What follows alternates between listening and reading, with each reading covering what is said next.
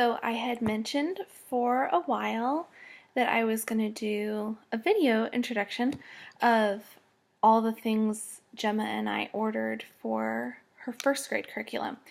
As I mentioned in my last post, we've got like a week and a half left for our first year of homeschooling for kindergarten, and it went really well, and she's already excited for first grade. So I feel like that's a good sign if they're excited for school at the end of school.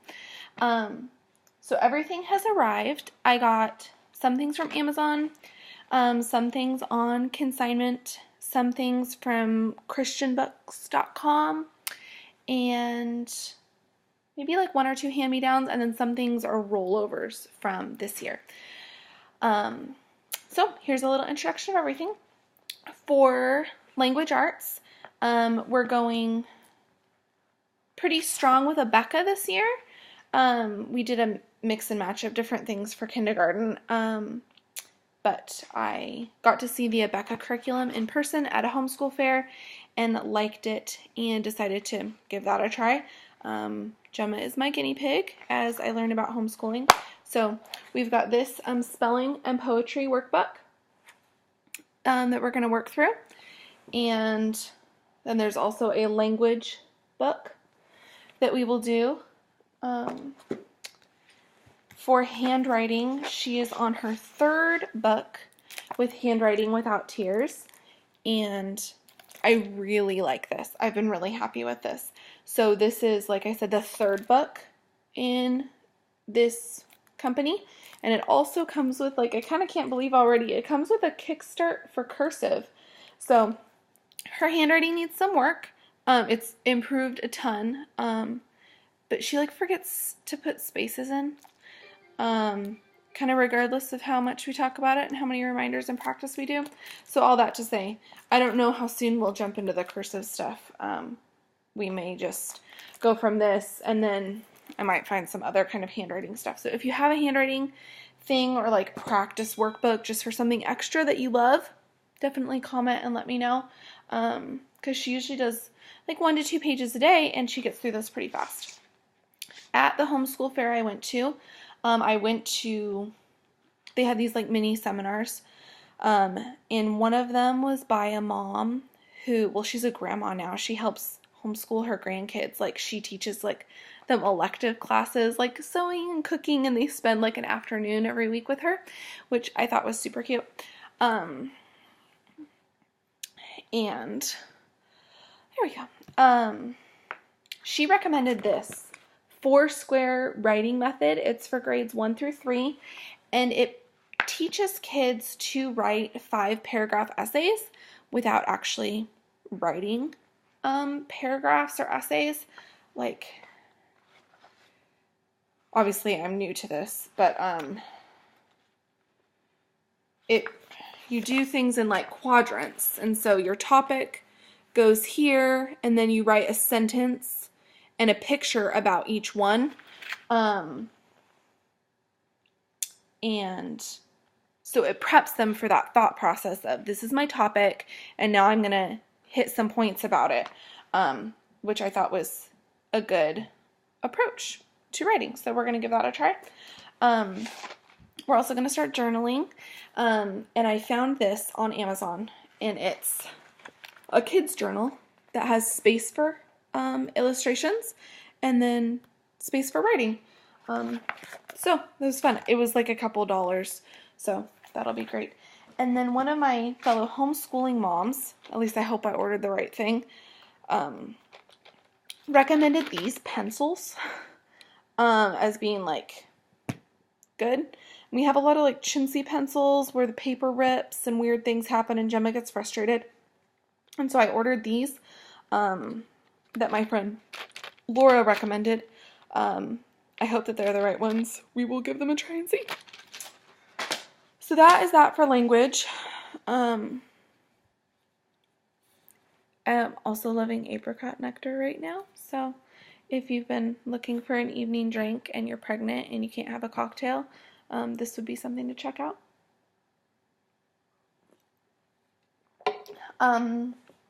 Next up, kind of have our social studies type stuff. And like I said, I'm kind of swaying towards giving Abeka a try this year. My mom teaches kindergarten, and her school uses Abeka, and I actually went there too, so I've personally used Abeka stuff. I feel like more in the older grades. But yeah, so we're trying that. This is her history reader called My America and My World. And so we will be going through that. And then it recommends this kids atlas with it, which I flipped through and I like a lot because it is simple and it breaks down the continents and kind of gives just some really basic facts about them. So here's kind of what the inside looks like, because it's weird thinking through like how big our world is and how all of it fits together and where we are and what's the difference between a county and a country and a city and all those things. So we're going to be working on getting a scope of all of that. This year we started Story of the World, and I really liked it, and so we're going to kind of continue this as a supplemental option. We went through Ancient China, which was only, I believe, chapter 10 in volume 1. Yeah. So we're not like flying through this. We're kind of pacing ourselves because in addition to the chapters that you read from Story of the World, there's an activity book. And the activity book is just a huge resource. There's coloring pages and workbook pages and mapping and library book resources. So like for every chapter that we read in here, we're reading like 5 library books and doing arts and crafts. And so as you can see, where we left off with Ancient China, it gives the parents resources for the library and then activity ideas that you can pick and choose from. So there are 4 volumes in Story of the World, and I think eventually we'll move through all of them. But for now, we're still on 1, and we'll see how far we get this next year. Next is math. And for some reason, math is what stresses me out the most in making decisions. I actually just talked to a homeschool mom from our co-op who doesn't even use curriculum. I didn't even know that was a choice. I mean, I guess when you homeschool, you can do whatever you want. But she teaches math concepts all through games. And so on my Instagram stories, you might have seen that we bought the math game Smath. And Smath is like Scrabble, but with math, but with numbers. And Gemma is totally obsessed. She actually was in tears tonight because it was bedtime and we didn't have time for a round of Smath. And then there was another one that she actually played with this homeschool family called Pizza Fractions. And so she's like already figuring out fractions because of this pizza game. So all that to say, I guess we're kind of going to be doing games as a supplement, fun thing, especially when Dominic gets home. But Gemma does like her workbooks. She's like the type who wants to like get her stack of workbooks and sit down at the table and work through her assignment. And so trying out Abeka's arithmetic 1. She actually did first grade math this year and did well. I mean, I think she's like proficient in most everything that she worked through. But some of the concepts I felt like could be reinforced and practiced, and so we're just going to do grade 1 again, which is awesome, because then hopefully she'll feel confident with it, and she'll like be right with her age group. So we've got that, and then I also picked up Teaching Textbooks, which is a computer math program that goes like all the way through calculus. This says Math 3. Math 3 does not mean 3rd grade. They kind of like age break it down. And Math 3 in Teaching Textbooks, I believe, is ages 7 to 9. Maybe 7 to 10 even. So Gemma asks quite a bit to do things on the computer. She doesn't really know how to use a computer. That's something that we need to practice. Right now she prefers to browse Amazon with me or go to the American Girl website or things like that. But I have a typing program for her to start practicing with, and then this math would be something that she can do on the computer as well. So we probably won't speed through this Math 3 from Teaching textbook, but it'll be something that maybe we try a few times a week in addition to the Abeka workbook.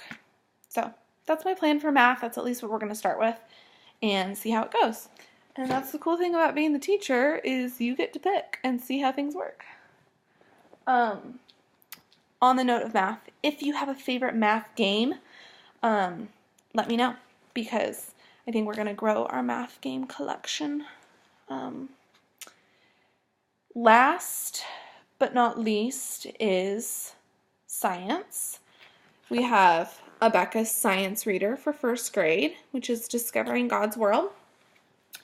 And then she tends to do experiments with my sister, who is a science teacher.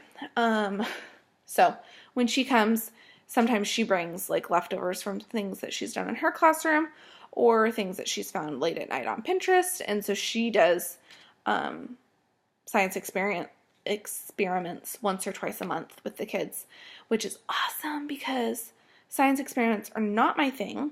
And the only thing I think that I even did with the kids this last year was I made those like baking soda eggs that dissolve, and it took me like 30 minutes to make them, and then they dissolved them in like 30 seconds. And so that's how I feel about that. All that to say, more for like our family library, but also something that I might give Gemma like reading assignments out of, is this book, which I found just at Costco for $15, and it's hardback. And so I feel like part of homeschooling is letting your kids kind of explore and find things that interest them. And these resource books are just full of pictures, and with Gemma already reading, she can read things to Max, and Max loves giving me like assignments of books that he wants more of at the library. Like he's had a really strong snake run this year, and then recently he wanted books on skunks, and just tonight he told me that he needed squirrel books because he does not understand how they can climb up things without falling. So I have to get squirrel books from the library. So hopefully this science year by year will spark some questions that we can further explore. And then they had this elements one too, which we might not use this year, but I grabbed anyway, because I think some of what freaks me out about science is like, I didn't do super well in science, and so some of this is just weird to me, and I even need to review it, and so having it in kid version makes it easier to grasp concepts. And now that I'm sitting here with this pile, I realize that I haven't decided on anything for Bible, like curriculum. Last year, Gemma read the Jesus Storybook and Jesus Calling, like the kids version. And then we would do memory verses along with that. But as far as like Bible curriculum, we don't have anything. She'll probably continue like that down that like devotional avenue, and we'll stick with our memory verses. But if you know of a Bible curriculum for the first grade level, it's a winner. Clue us in, and maybe we will tie that into stuff as well. So that is a peek at everything I've got, and I didn't want to type it out. I just wanted to make a video, even though it's like late at night and I look like the end of the day, and I've got my glowing weird yellow light on. I will leave a couple links of exactly what it is that we're trying out. But I would love to hear what you are doing, or what you have loved, or what you're going to try, and we can just homeschool together through the internet. Just as cool homeschool moms. So, all right, have a good one. Bye.